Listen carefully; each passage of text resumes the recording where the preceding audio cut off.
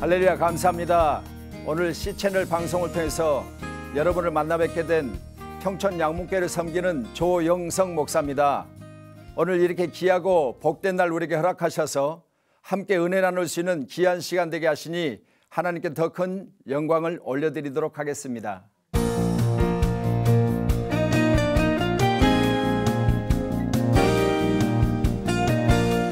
우리 하나님께서는 이 땅에 하나님께서 세우신 모든 계획들이 있지만 특별히 지상에 있는 많은 사람들을 통해서 하나님은 영광 받으시기 위해서 먼저는 하나님께서 세상과 믿음의 사람들을 구별하시기를 원하십니다.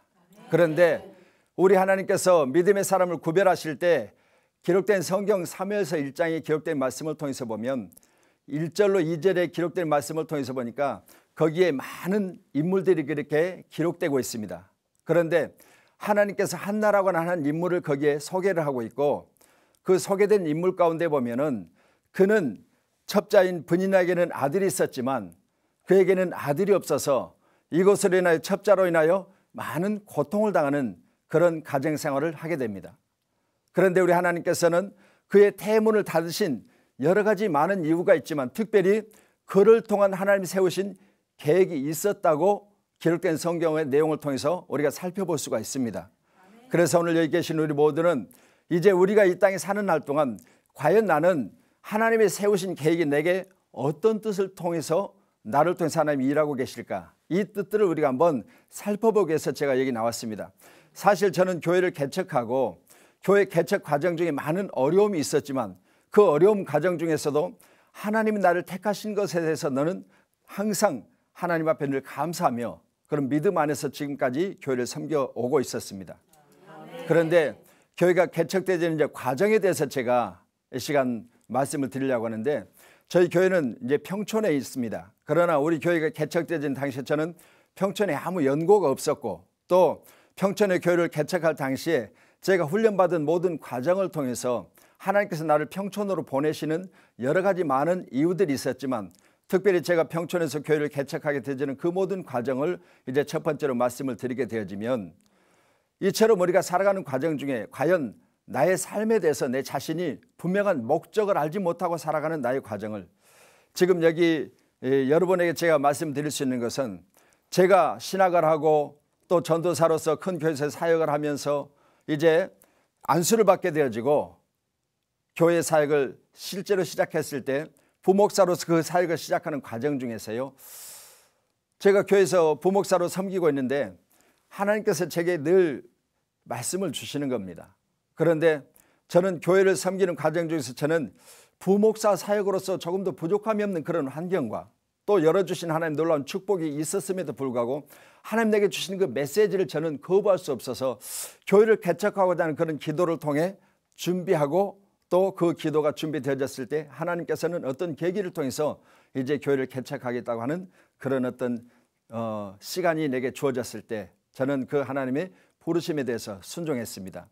그런데 제가 신학을 하게 되는 그런 과정 또 신학을 하게 되는 그런 어떤 과정 중에 일어났던 일들을 잠깐 제가 간증을 해드리면 제가 신학을 하게 되는 과정 중에 제가 나이가 좀 있어서 신학을 했는데 96년도입니다. 10월 16일 정확하게는 10월 16일인데 제가 서울 홍익대학교 입구에서 사업을 했습니다.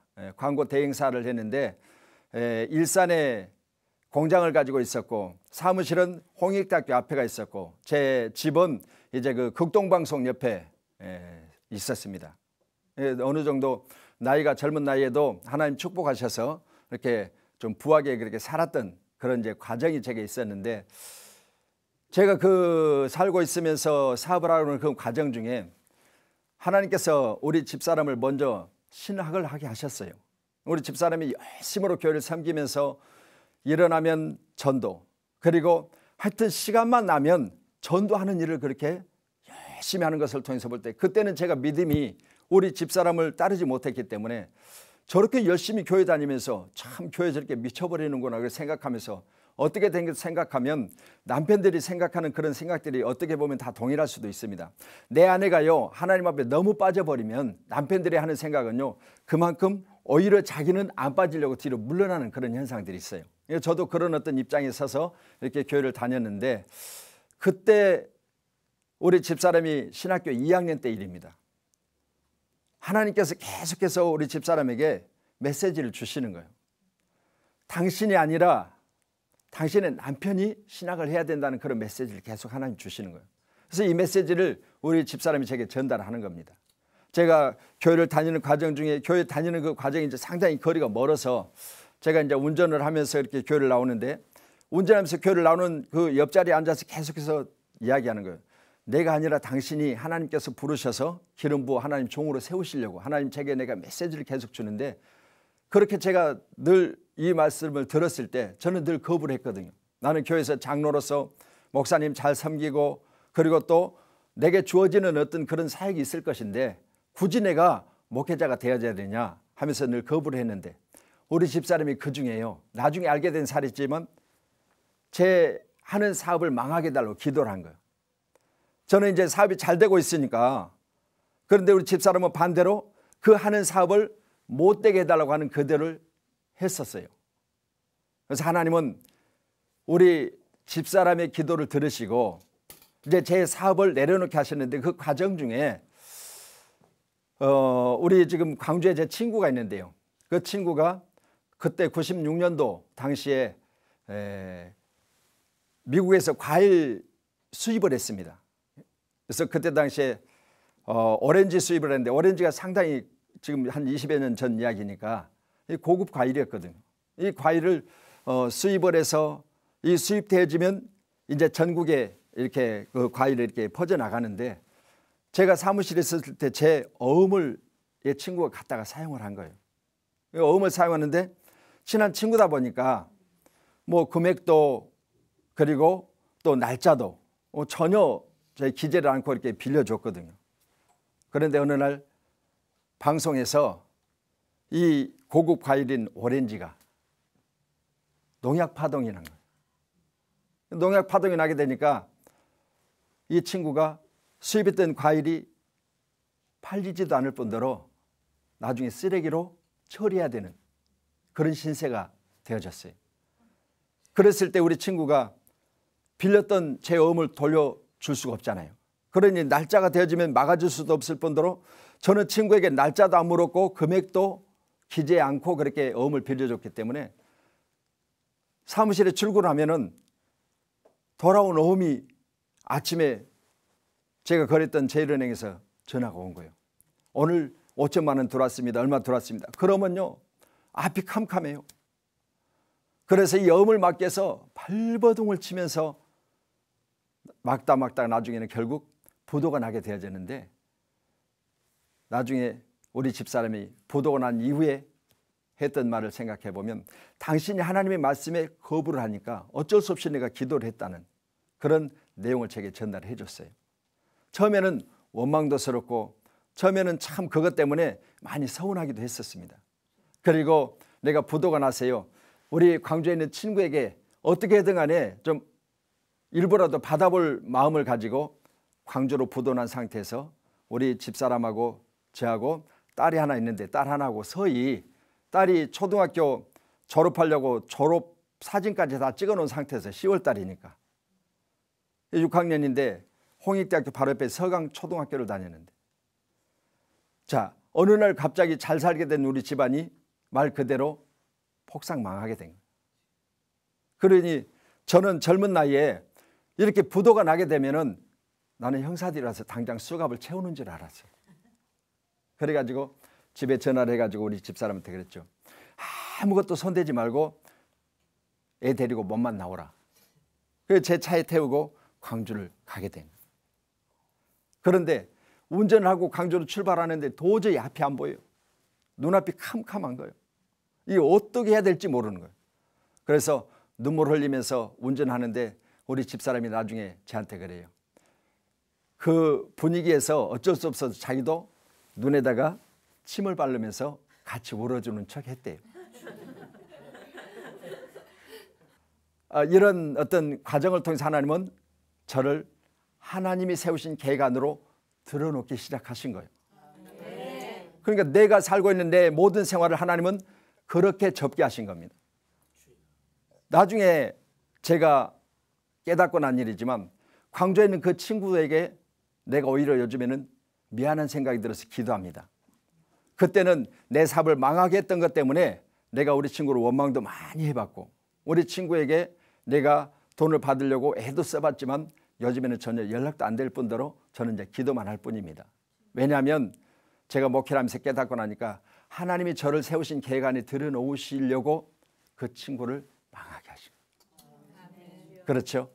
그러니 제가 오늘 하나님이 세우신 계획이라는 이 제목을 가지고 지금 말씀을 나누는데, 하나님께서 교회를 세우고 하나님께서 목회자를 세우고 하나님께서 믿음의 사람을 세워가는 과정 중에 보면은 이처럼요, 하나님이 주인공인 한나를 통해서 하나님은 그 한나의 삶에 괴롭게 하신 그 이유가 분명히 있었더라 그 말입니다. 한나는 괴로워서 사무엘상 1장에 기록된 말씀을 통해서 보면 자기 괴로움을 가지고 어디로 갔느냐? 성전으로 간 거예요. 하나님의 성전에 가서 그가 오래 기도합니다. 엘리 제사장이 한나가 기도하는 모습을 통해서 보니까 한나가 술에 취한 것 같아요. 하나님 앞에 간절히 기도한 한나의 모습, 그는 결국 나중에 하나님의 뜻이 무엇인가를 알았고, 이제 하나님 내게 자식을 주면 하나님 그 자녀를 하나님 앞에 드리겠습니다라고 하는 서원을 하게 됩니다. 그가 사무엘입니다. 자, 우리가 오늘 기록된 말씀을 제가 전해드리면서 하나님께서는 오늘 이 시대를 통해서 일하시고자 한 인물을 하나님 택하시는데, 우리가 영화를 봐도 그렇죠. 주인공이 있으면 거기 주인공 뒤에 조연이 있죠. 또 지나가는 엑스트라가 있죠. 보세요. 이처럼요, 주인공을 위해서 드라마가, 영화가 찍혀집니다. 그러면 주인공을 중심으로 해서 모든 스토리가 전개되어집니다. 자, 여기 계신 우리 모두는요, 각각 하나님께서 뜻을 가지고 하나님이 인도하시는 그 길이 있으며 그 길을 위해서 지금 이 시간 여러분을 하나님이 세워가시며 주변에 많은 엑스트라와 조연을 두고 계시다는 사실입니다. 이게 우리에게 주신 하나님의 메시지입니다. 그래서 제가 교회를 개척하게 되지는 과정을 지금 말씀을 드리고 있지만, 저는 하나님의 말씀에 거부를 했고 하나님께서는 우리 집사람의 기도를 들으셨고, 그를 통해서 저는 하나님의 품 안에 들어오는 과정이, 제가 사업이 망하게 되니까 안양이라고 하는 곳에 기도원이 있습니다. 그 기도원에 가서 추석이에요. 제가 보따리를 싸들고 사업도 망했고, 그리고 우리 집사람하고 우리 딸은요, 부산에 잠시 도피, 그래서 부산에 있는 남천 초등학교라고 하는 초등학교를 딸을 이제 다시 학교를 보내고, 그리고 저만 올라왔어요. 그래서 기도원에 가서 제가 3박 4일 동안을 기도하기 시작합니다. 하나님, 내 사업을 내려놓게 하셨다면, 내 집사람을 통해서 내가 필요하게 하셨다면, 하나님, 내가 하나님의 음성 듣기를 원합니다.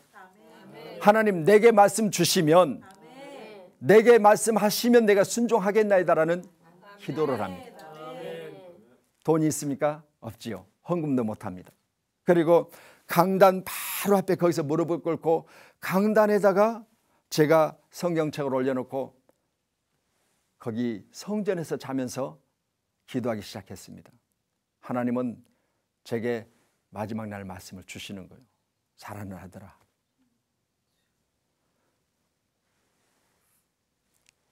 내가 내 기도를 들었다는 그런 내게 감동을 주시는 거예요.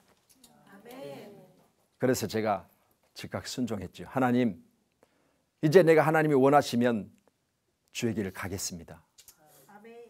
그렇게 응답을 받고요, 내려오면서 버스를 타는데 여러분 신기하죠? 내가 올라갈 때하고 내려올 때 과정이 너무너무 다른 거예요. 버스를 탔는데 버스 안에는요, 버스 승객들이 그렇게 저는 기뻐 보여요. 왜 그러느냐?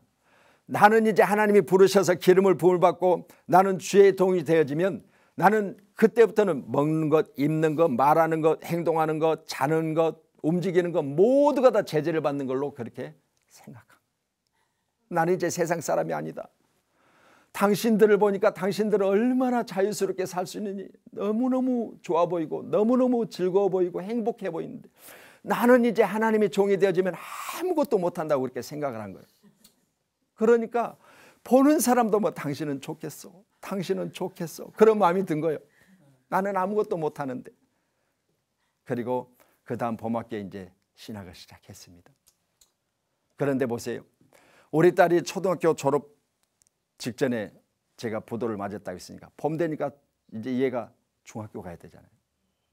중학교를 가야 되는데 중학교 그때 당시 한 16만 원 정도 되는 학비가 없어요.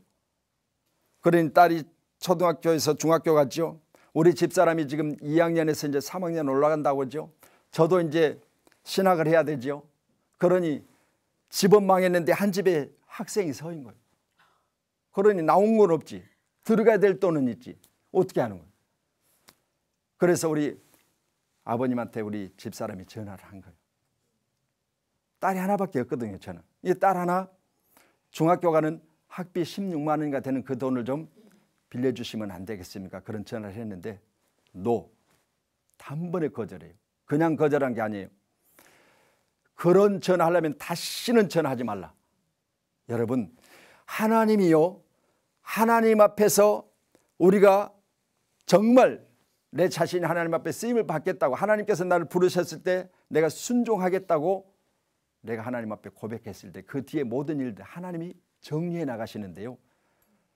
창세기 12장 1절의 말씀 보면 하나님이 아브라함을 부르실 때 너희 본토 친척 아비 집을 떠나라 그러시죠. 제가 그 말씀을 거기서 깨달은 거예요.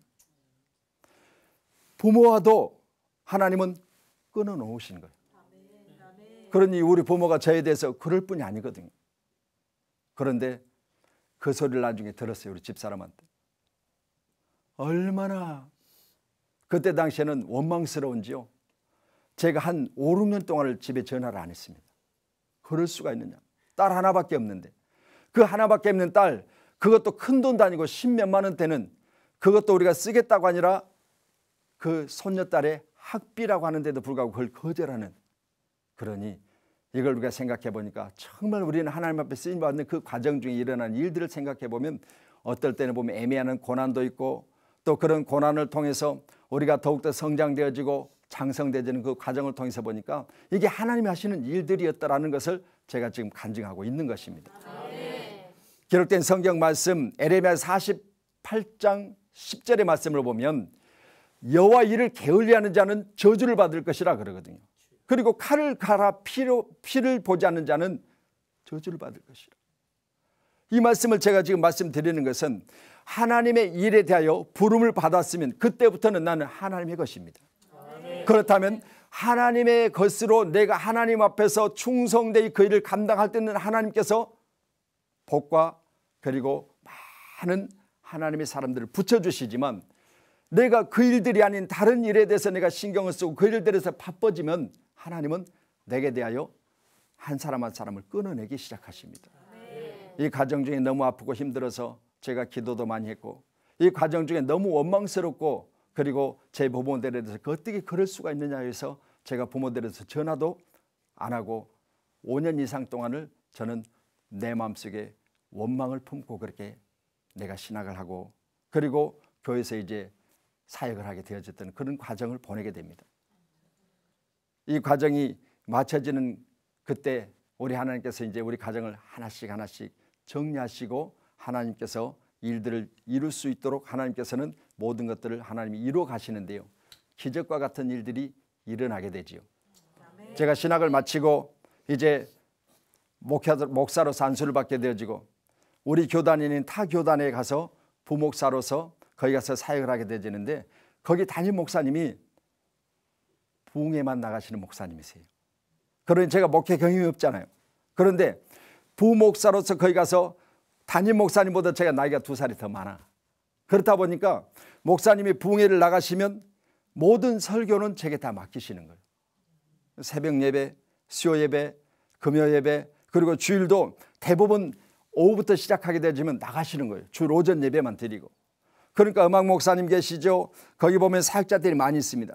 그런데 나이가 많다고 해서 경험도 없지만 저를 수석과 같이 그렇게 해주셔서 많은 경험을 쌓게 하신 거예요. 저는 가서 처음에는 너무너무 힘들었습니다. 많은 설교를 하게 되는 그 과정 중에 내가 너무 경험이 없고 또 성경에 대한 지식이 짧아서 너무너무 힘이 들었는데 나중에는 그 기간이 내게 있어서 엄청난 하나님의 축복이었다는 사실. 우리 사람 모두 다시 한번 하나님께서 우리에게 주신 일이 무엇인가, 그 일들을 우리가 생각해 볼 때 그것이 내게 버겁고 힘들었을 때 대부분의 사람은 원망과 불평으로 시간을 보냅니다. 그렇지만 우리는 그 일들이 내게 나중에 하나님께서 주신 축복의 길이요, 하나님이 나를 통해서 하나님이 이루시려고 그 일들 가운데 나를 두시고 또 하나님이 내가 세상 가운데 있을 때 나를 하나님의 원하신 뜻대로 나를 인도해 나가실 때 나는 과연 어디에서 무엇을 했으며 과연 나는 내 생각 속에 과연 하나님은 어느 곳에 계셨느냐, 우리가 생각해 보면서 저의 경험을 지금 말씀드리고 있지만 제 경험상 하나님은 분명히 나와 함께 계셨더라 그 말입니다. 자, 오늘 말씀을 통해서 분인나는 자기 자신이 지금 자기 역할을 감당하고 있는 거예요. 한나에 대하여 그는 마음을 상하게 하고 힘들게 하고 자기는 아이가 있지만 본체인 한나는 아이가 없기 때문에 이것 때문에 가정에서 항상 불화가 있었습니다. 그러니 제가 이 말씀을 보면서 나중에 깨닫는 건 하나님이 세우신 계획이 무엇이었느냐, 한나를 통해서 하나님께서는 기도하게 하시고 기도하는 한나를 통해서 하나님은 가장 위대한 지도자 선지자 사무엘을 하나님이 예비하신다는 사실. 우리 믿음의 가정들도 세우신 교회들도 그리고 우리 목회자도 반드시 하나님이 세우신 계획이 무엇인가를 깨닫는 것, 이게 바로 축복입니다. 제가 이제 다음 순서에서 교회가 개척되어지는 과정에 대해서 잠깐 말씀을 드리겠지만 저는 교회 설립하고 지금까지 이곳저곳 다니면서 목회하는 과정 중에 많은 목사님들을 만나고 설교를 하게 되지만 가는 곳곳마다 제게 대해서 말씀을 하시는 거예요. 목사님 교회는 큰 교회지요, 그렇게 말씀을 해요. 그래서 왜 제가 그런 말을 많이 들었는가 이렇게 물어보면 그분들이 그래요. 목사님 보니까 목사님 교회는 클 것 같아요. 제가 뭐라고 말했겠습니까? 저는 그래요. 목사님 성도님 몇 분입니까? 많습니다. 목사님 교회 크지요? 예, 그렇습니다. 왜? 하나님께서 분명히 저를 하나님이 세우신 계획 안으로 들어놓으셨다면 내가 하는 것이 아니라 그분이 하시기 때문에 분명하신 그분이 세우신 계획 안으로 내가 들어가기만 하면 그분이 이루실 것을 저는 믿습니다. 우리 같이 모여서 오늘 이렇게 은혜 가운데 하나님의 말씀을 통해서 다시 한번 내가 누구인가, 나는 하나님의 사람으로 하나님이 나를 부르셨을 때 하나님의 말씀에 거부하였고 하나님의 말씀에 불순종하였고 하나님의 말씀에 불순종한 나를 하나님께서는 하나님의 전적인 능력을 가지고 나를 하나님이 세우신 계획 안으로 들어가는 그 과정을 하나님께서는 지금 이 시간도 그 전에도 그리고 앞으로도 진행해 나가신다는 사실을 생각해 볼 때 나의 나 된 것은 하나님의 은혜라고 말했던 사도 바울의 고린도전서 15장의 말씀을 한번 생각해 볼 때 나는 해방자요 핍박자요 폭행자였으나 나를 사람 되게 하시고 목사 되게 하시고 그리고 많은 양떼들을 내게 붙여주시고 그 양떼들의 삶을 내 품에 안고 내가 기도하게 한 것 하나님의 은혜입니다. 세상에 많은 직업이 있죠. 목사는 직업이라고 말할 수는 없지만 그러나 하나님께서 내게 이 일들을 맡겨주셨다면 저는 이제 이 일들 앞에 부끄럽지 않는 자 되기를 위해서 날마다 기도하며 최선을 다하기를 원합니다. 우리 모두는 다시 한번 오늘 시간 하나님의 선하시고 복된 말씀을 통하여 우리 모두 일에 동참하게 되어주시면 여러분도 오늘 하나님께서 주신 축복의 통로가 열려질 것을 저는 믿습니다. 고린도전서 기록된 말씀들을 통해서 보면 하나님께서는 고린도 교회에 많은 일들이 있었습니다.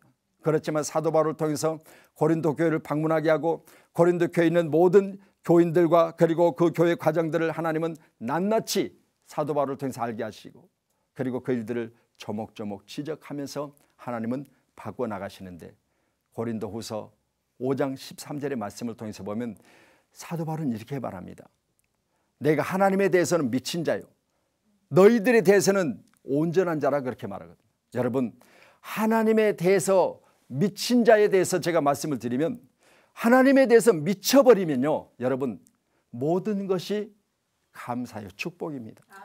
여러분 미친 자에 대해서 우리가 공통적인 우리가 모습을 우리가 말하라면 환히 웃는 것 아닙니까? 저는요, 미친 사람을 만나게 되면요, 그 사람들은 왜 저렇게 웃을까?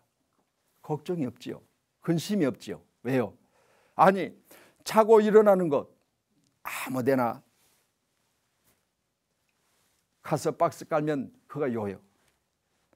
신문 한 장 덮으면 이불이요. 여러분, 뭐가 걱정이에요? 잠자리 걱정 없습니다. 먹는 것, 일어나서 배고프면 손 벌리면 되는 거예요. 그렇죠? 아무데나 손 벌리고 나 배고프니까. 자, 먹고 입고 마시는 것에 대해서 걱정이 없으니까 웃는 거예요. 그렇다고 여러분 거지 생활하라는 소리가 아닙니다. 자, 제가 말씀드리는 것은 내가 무엇인가 미쳐 있으면 다른 것이 해결되더라 그 말입니다. 여러분, 사업에 있어서나 교회 성장에 있어서나 그리고 목회에 있어서나 반드시 내가 그 일에 미쳐버리면요, 하나님께서는 돕니다를 보내시고 하나님께서는 그 일에 미친 자를 통해서 하나님은 일하신다는 사실, 이 사실을 저는 여러분에게 지금 증거하고 있는 것입니다. 자, 오늘은 여기까지 말씀을 드리고요, 다음 시간에 또 여러분을 만나 뵐 수 있기를 바랍니다. 하나님이 세우신 계획 안에 우리 모두가 들어가서 하나님 놀라운 축복의 역사가 여러분을 통해서 이루어지기를 주님의 이름으로 축원합니다. 감사합니다.